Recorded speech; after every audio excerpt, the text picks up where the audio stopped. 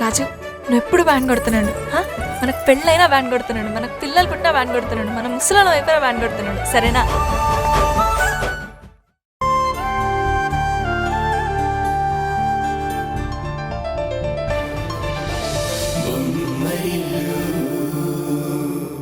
మనం వాడి గురించే మాట్లాడుకుంటున్నామని వాడికి తెలిసినట్టుంది.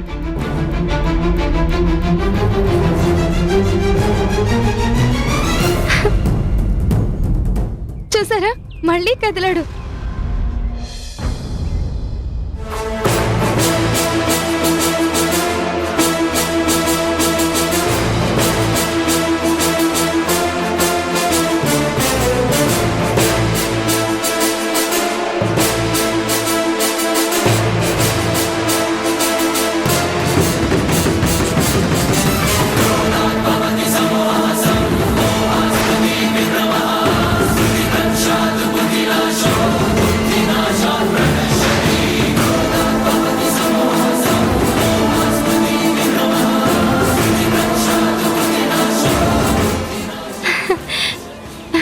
తెలుస్తున్నాయా?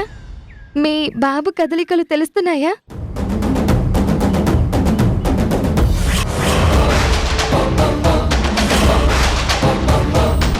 నా కడుపులో కదులుతున్న మీ బాబు తొందరగా బయటికి రావాలని, మిమ్మల్ని చూడాలని తొందరపడుతున్నట్టున్నాడు.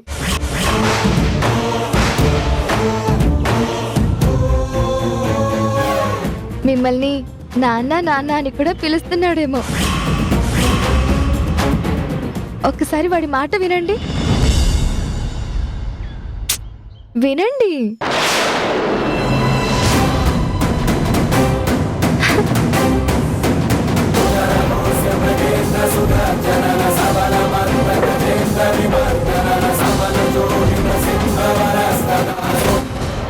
కిరణ్ కిరణ్ కిరణ్ కిరణ్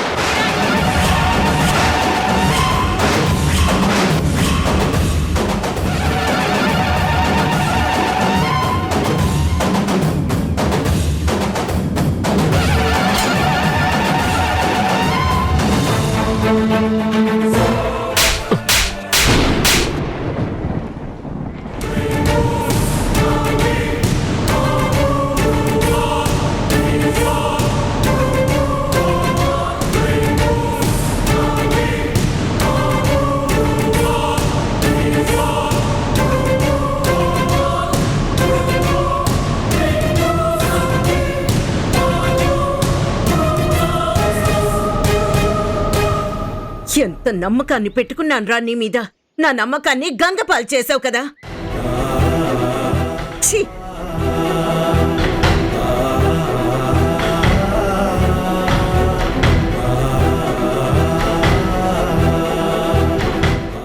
ఆంటీ, నోర్మై నోర్మై నోర్మై.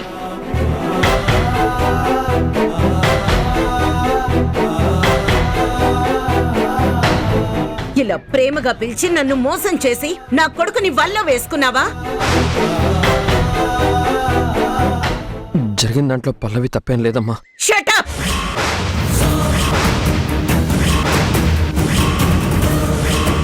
తప్పు చేసింది కాకుండా ఆ తప్పుకి కారణమైన వాళ్ళని సమర్థిస్తున్నావా?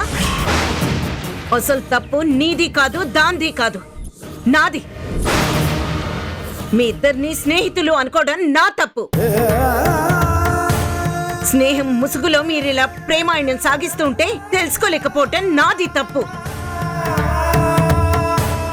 ఉషకి నువ్వు ఇంత అన్యాయం చేస్తున్నా తెలుసుకోలేకపోవటం నా తప్పు. అమ్మా, దయచేసి నేను చెప్పేది విను. నేను చేసింది తప్పే, కానీ ఆ తప్పు ఇక్కడ దాకా దారి తీస్తుంది అనుకోలేదు. అసలు ఏం జరిగిందంటే,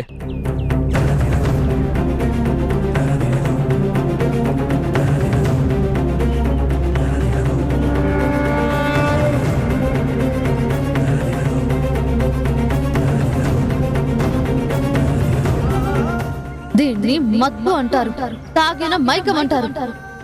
మళ్ళీ మందు ముట్టనని నాకు మాట ఇచ్చిన తర్వాత కూడా మళ్ళీ ఎలా తాగొచ్చారండి?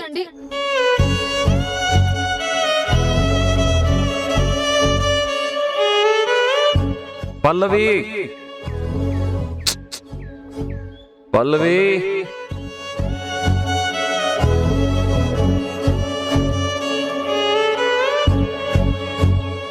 కంగ్రాచులేషన్స్ అండి, మీరు తండ్రి కాబోతున్నారు.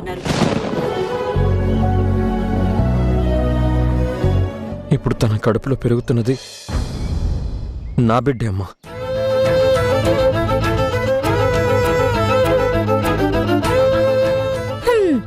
అంత బల్లగుద్ది మరి తప్పు చేస్తానని చెప్తుంటే ఇంకా మనమేం చేస్తాం అత్తయ్య? ఆ తప్పుని యాక్సెప్ట్ చేయడం తప్ప.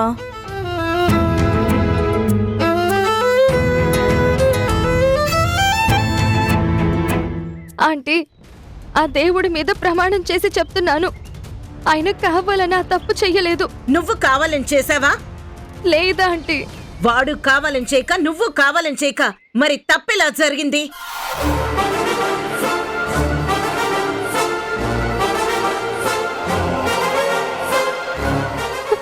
అనుకోకుండా ఆ తప్పు జరిగాక నేను చాలా బాధపడ్డాను, కుమిలి కుమిలి ఏడ్చాను. కానీ ఇంతలో నా కడుపులో ఒక నలుసు పడింది. నా కడుపులో ఆయన బిడ్డ పెరగడం వల్ల ఎన్ని సమస్యలు వస్తాయో నాకు తెలుసు. అందుకే అబార్షన్ చేయించుకుంటానన్నాను. కానీ మీ అబ్బాయే వద్దన్నారు.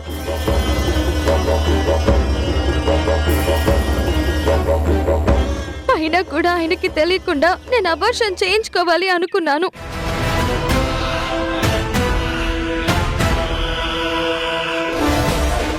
హాస్పిటల్కి కూడా వెళ్ళాను. కానీ అబార్షన్ చేయడం వల్ల నా ప్రాణాలకి ప్రమాదం ఉందని డాక్టర్ చెప్పారు.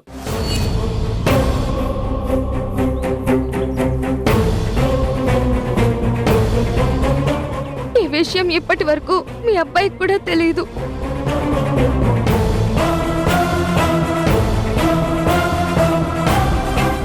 నా ప్రాణం పోయినా పర్వాలేదు, నా వల్ల మీ కుటుంబంలో ఎలాంటి సమస్యలు రాకూడదని ఆలోచించి అబార్షన్ కూడా చేయించుకుందామని అన్ని ఏర్పాట్లు చేసుకున్నాను. కానీ రేపు అబార్షన్ అనుకుంటూ ఉండగా పిడుగులాంటి వార్త తెలిసింది. ఇప్పుడు చెప్పిన దానికంటే పిడుగు లాంటి వార్త ఇంకే ఉంటుందిలే, అది కూడా చెప్పు. ఉషకి పిల్లలు పుట్టరు అన్న విషయం తెలిసింది. ఆయన ఉష విషయం చెప్పగానే ప్రాణాలకి తెగించి అబార్షన్ చేయించుకోవాలనుకున్న నేను నా ఆలోచన మానుకున్నాను. ఉషకి ఎలాగో బిడ్డలు పుట్టరు, నాకు తొందరలో బిడ్డ పుట్టబోతుంది. నేను ఆ బిడ్డని కని మీ అబ్బాయి చేతుల్లో పెట్టి ఫారెన్ వెళ్ళిపోదామని నిర్ణయించుకున్నాను. మీ వారసుని మీ ఇంటికి చేర్చానన్న తృప్తితో ఫారెన్ వెళ్ళిపోయి నా జీవితాన్ని అక్కడే గడిపేద్దాం అనుకున్నాను. చేయాల్సిన తప్పులన్నీ చేసేసి ఆ తప్పు వల్ల మమ్మల్ని ఏదో ఉద్ధరిస్తున్నట్టు మాట్లాడుతున్నావా? అది కాదా ఆంటీ? వద్దు, ఇంకేం చెప్పొద్దు. నేనొచ్చింది నీతో మాట్లాడడానికి కాదు, ఈ దుర్మార్గుడితో మాట్లాడడానికి.